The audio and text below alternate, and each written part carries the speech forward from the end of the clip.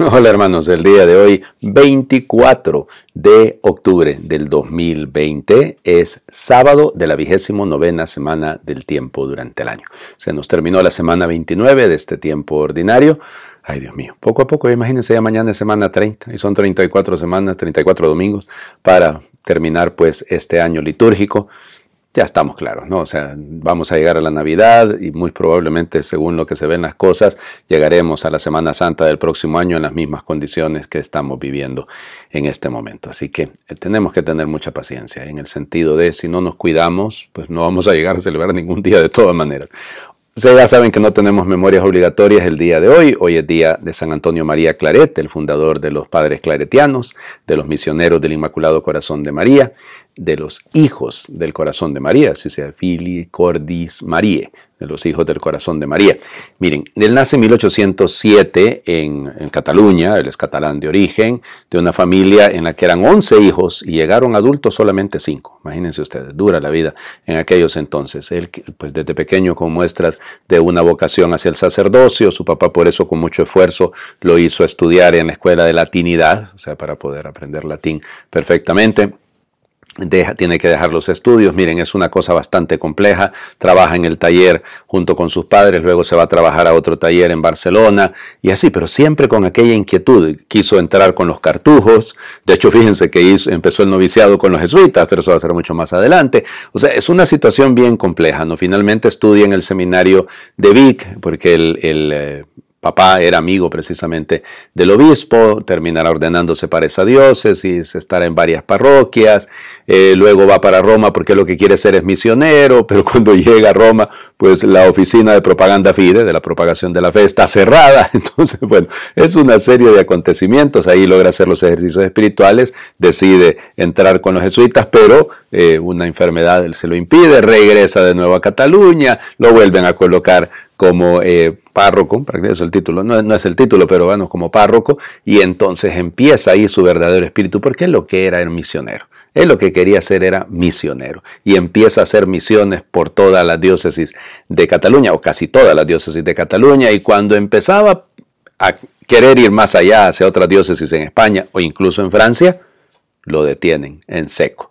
Y bueno, ahí es donde entra el detalle, ¿no? Él ahí funda precisamente en esta época la congregación con la intención de predicar las misiones, de ir de misionero. Pero en 1850 lo nombran obispo de Santiago de Cuba, arzobispo de Santiago de Cuba, y entonces va a Cuba y hace estar hasta 1857, miren, con mucha dificultad, de varios atentados, incluso lo intentaron matar en varias ocasiones y tenía un corte en la mejilla y en el brazo por un sicario que quiso con una navaja de esas con la que lo afeitan a uno. Pues bueno, con esas intentó matarlo y quedó muy débil después de eso. Va a permanecer hasta 1857 ahí y luego es llamado a España porque la reina Isabel II lo pide como confesor. Estamos en esa época tan compleja, ¿no? De la lucha entre la monarquía, la república y véngase.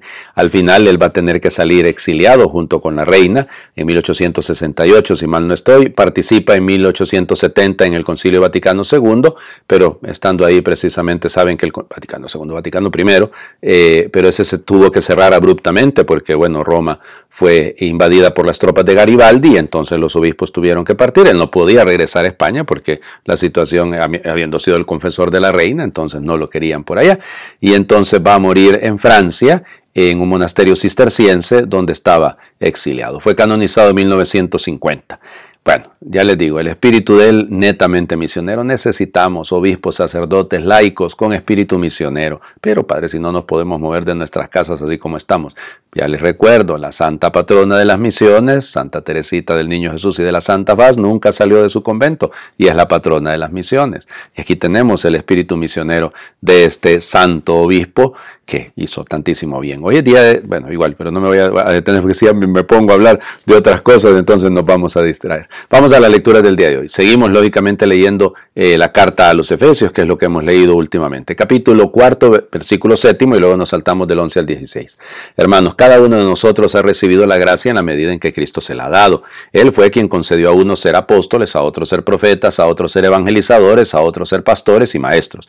Y esto para capacitar a los fieles a fin de de que, desempeñando debidamente su tarea, construyan el cuerpo de Cristo hasta que todos lleguemos a estar unidos en la fe y en el conocimiento del Hijo de Dios y lleguemos a ser hombres perfectos, que alcancemos en todas sus dimensiones la plenitud de Cristo.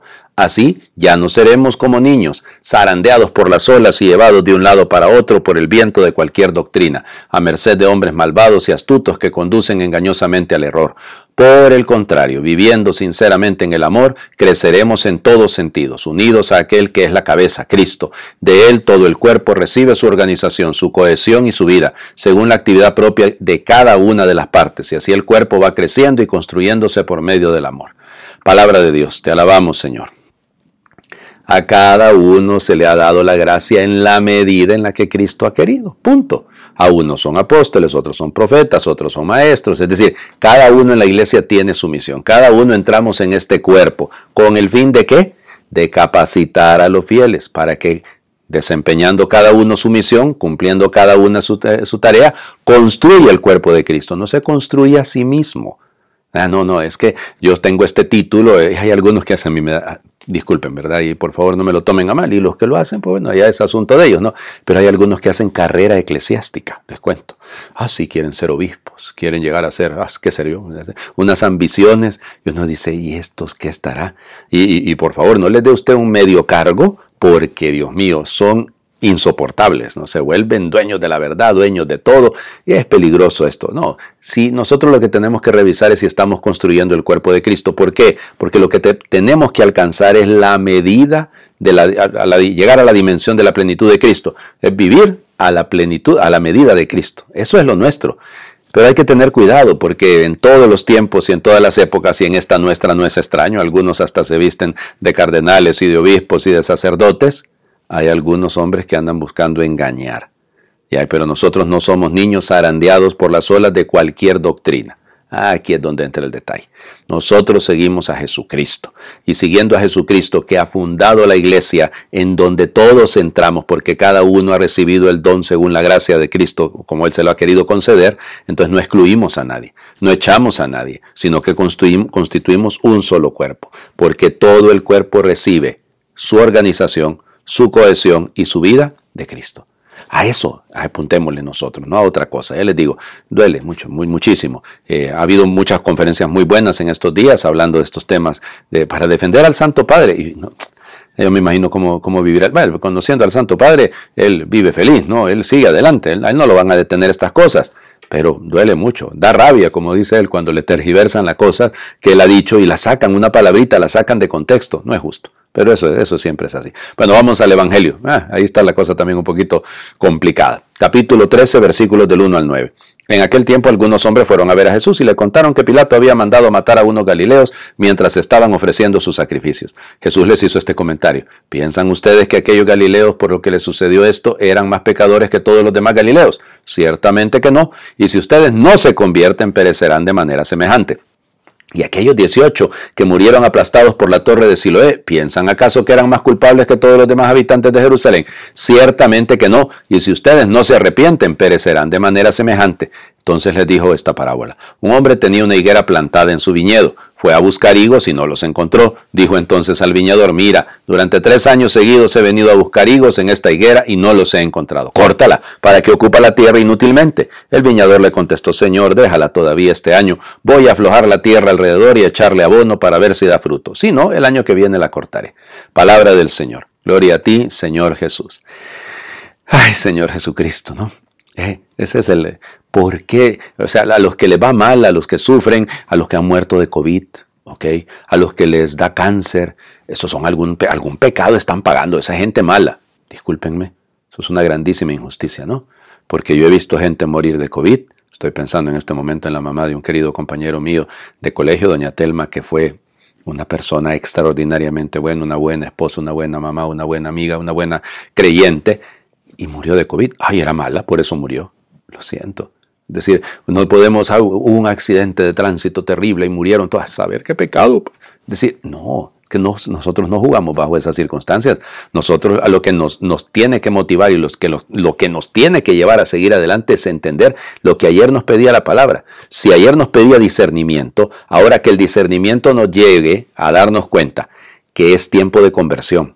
Por la pandemia, Padre, no, es que cada día es tiempo de conversión. Todos los días son tiempo de conversión. Y el Señor, llama la atención, una higuera en un viñedo. ¿Qué hace una higuera en un viñedo? Es que así estamos nosotros, ¿no? En medio de este mundo descristianizado, pero tenemos que dar fruto. Y entonces cuidadito, que si no le estamos dando, hay que empezar a darlo ya.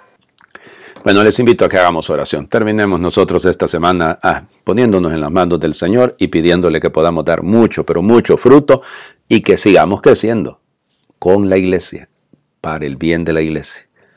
Aquí estoy, Señor, delante de ti, con mi presente y con mi pasado a cuestas, con lo que he sido y con lo que soy ahora, con todas mis capacidades y todas mis limitaciones, con todas mis fortalezas y todas mis debilidades.